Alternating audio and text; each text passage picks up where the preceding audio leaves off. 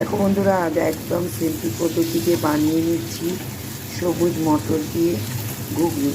এর জন্য আমি কোনো মশলা পেস্টও করিনি, আবার বাটিনি। একটু কুড়নিতে আদা, রসুন আর একটু পেঁয়াজ, জাস্ট অল্প একদম দিয়ে কুড়ে দিয়ে দিয়েছি। আর কয়েকটা পাকা কাঁচা লঙ্কা ছিঁড়ে দিয়ে দিয়েছি, আর একটু টমেটো দিয়ে দিয়েছি। আর মশলা হিসাবে দিয়েছি একটু জিরে গুঁড়ো, ধনে গুঁড়ো আর চানা মশলা। কাশ্মীরি মির্চ বা অন্য কিছু আমি এতে দিইনি। এবার কষা হয়ে গেলে এটা আমি ঘুগনিটা, মটরটা যেটা সিদ্ধ করে রেখেছি সবুজ মটর, সেটা দিয়ে দেব। আর এদিকে দেখো বানিয়ে নিচ্ছি আমি পায়েস। ছেলের বায়না হয়েছে, বায়না মানে কি, ও প্রতিদিনই রুটি খেতে বসে বলে মা মিষ্টি কিছু জিনিস নাই। তা আজকে মিষ্টি টিষ্টি কিচ্ছু নাই, তো ভাবলাম আমি একটু পায়েস বানিয়ে দিই।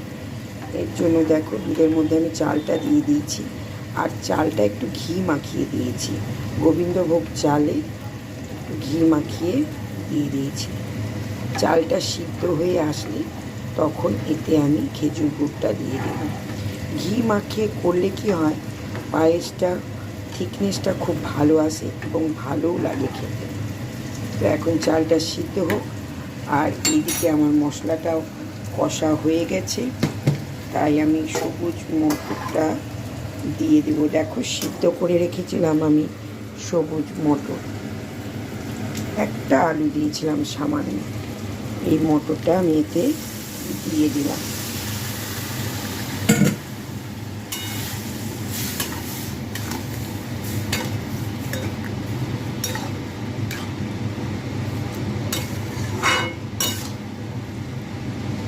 আলুগুলো একটু গেলে দিলে ভালো হয়।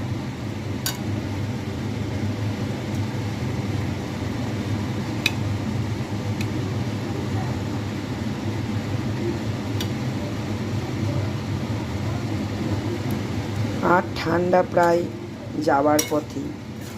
আর এখন যাই বা খাবে, প্রত্যেকটা কিছুতেই অম্বল গ্যাস হয়ে যাবে। গরম নিয়ে হাঁসফাঁস করতে হবে। এই সারাক্ষণ এসি চালিয়ে বসার দিন চলে এলো। এসিতে থাকতেও বিশ্বাস করো সব সময় ভালো লাগে না। আমার তো এসিতে একদম বিরক্ত লাগে থাকতে। কেমন মনে হয় যেন নিঃশ্বাস নিতে পারছি না, অস্বস্তি হয়। আমার দরজা জানলা খুলে না শুলে আমার প্রচণ্ড অস্বস্তি।